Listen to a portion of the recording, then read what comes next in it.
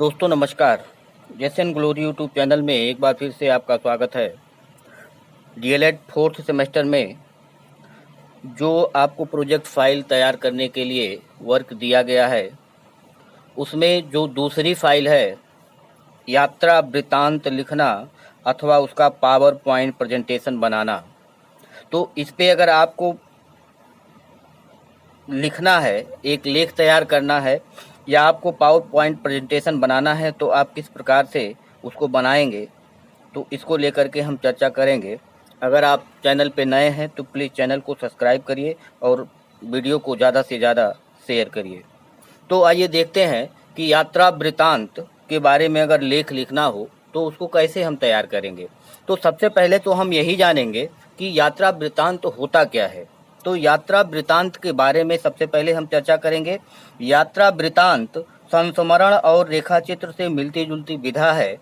इसमें लेखक अपनी किसी यात्रा का रोचक वर्णन करता है, यानी कि संस्मरण जो हमारी यादें हैं या एक रेखाचित्र जो हम प्रस्तुत करते हैं, उससे मिलती जुलती ही विधा यात्रा वृत्तांत होती है। और इसमें लेखक अपनी किसी यात्रा का रोचक वर्णन करता है, जिससे जिस स्थान की यात्रा की गई है उसका ऐतिहासिक, भौगोलिक तथा सांस्कृतिक विशेषताओं से पाठक परिचित होते हैं।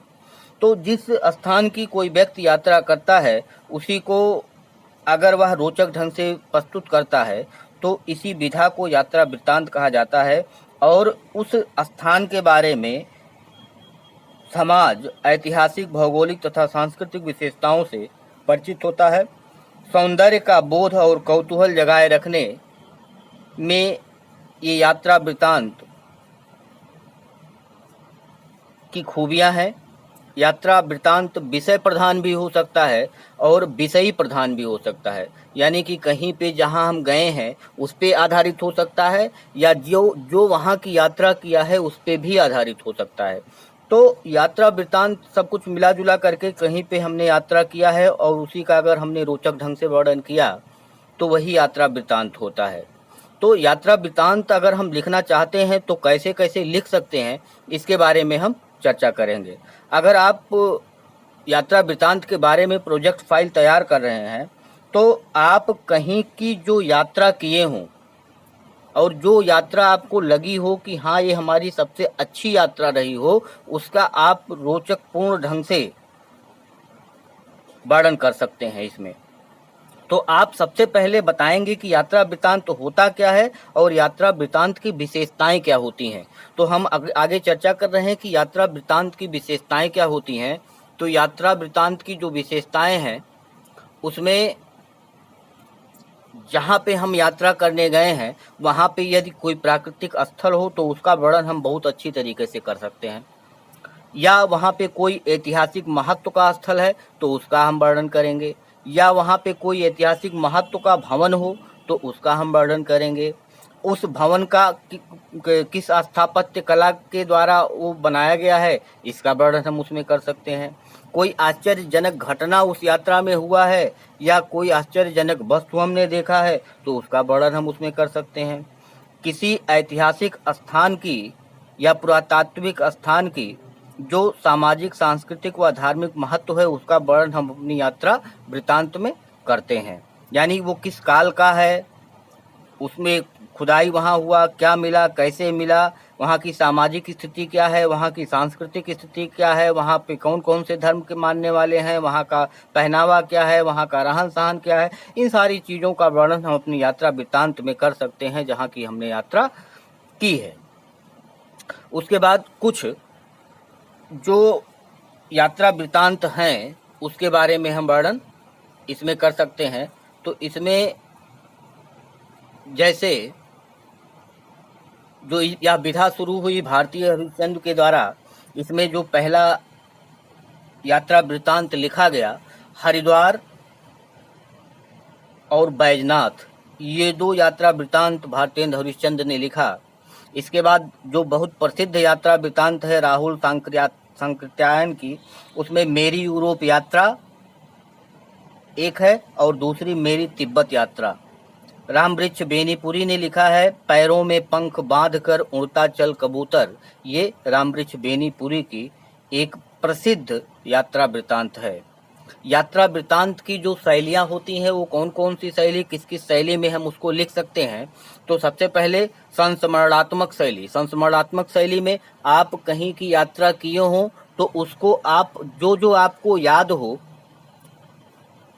और याद क्या क्या, मतलब जो हमने आपको ऊपर बताया कि वहाँ के प्राकृतिक स्थल कौन कौन से हैं जो आपको अच्छा लगा हो, वहाँ के ऐतिहासिक महत्व के स्थल कौन से हैं, वहाँ के ऐतिहासिक महत्व के भवन कौन कौन से हैं, उस भवन में कौन कौन से स्थापत्य कला या किस काल के भवन, किस काल का वह भवन बना हुआ है, या वह जो आपके यात्रा में जो कुछ आश्चर्यजनक घटना घटी हो, कोई जो आश्चर्यजनक वस्तु आपने देखा हो, तो इन सारी चीज़ों का वर्णन आप उसमें कर सकते हैं अगर आप संस्मरणात्मक रूप से आप यात्रा वृतांत लिख रहे हैं।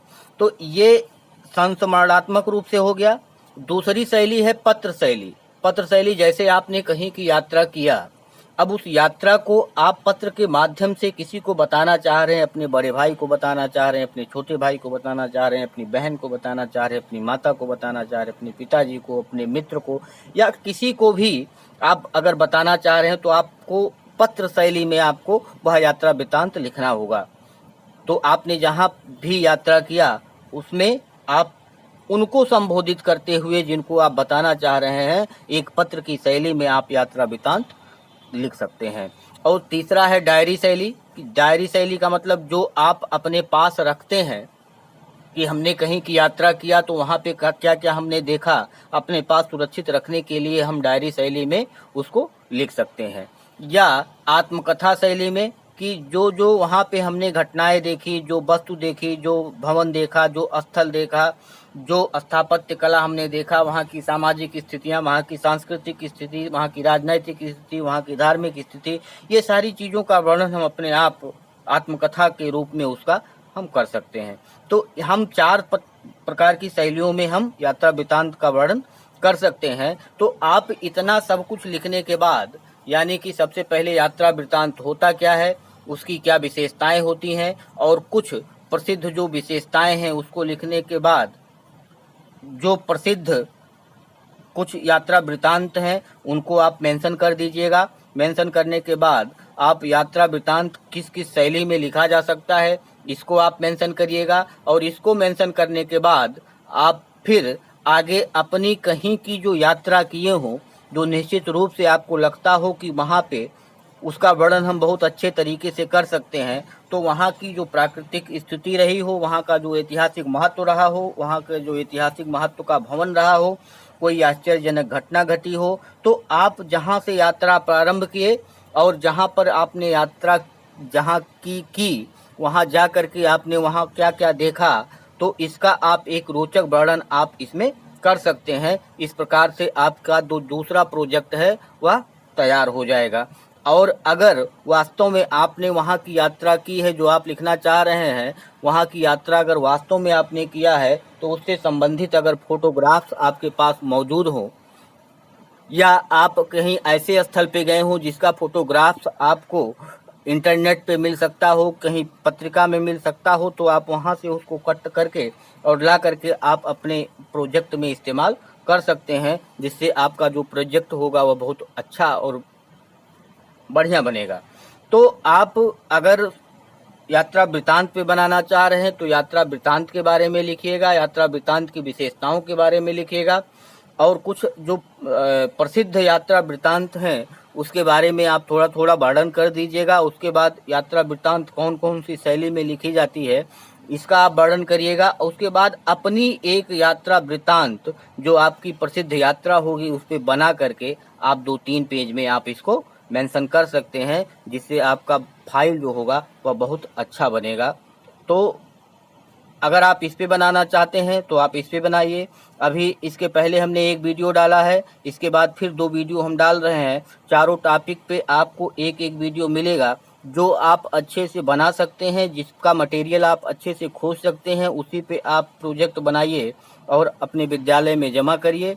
अगर आप इस चैनल पे नए हैं तो चैनल को सब्सक्राइब कर लीजिए और अपने दोस्तों में शेयर कर लीजिए, और अगर वीडियो आपको अच्छा लगा हो तो अपने मित्रों में, दोस्तों में, अपने ग्रुप में इसको ज़रूर शेयर करिएगा। धन्यवाद, नमस्कार।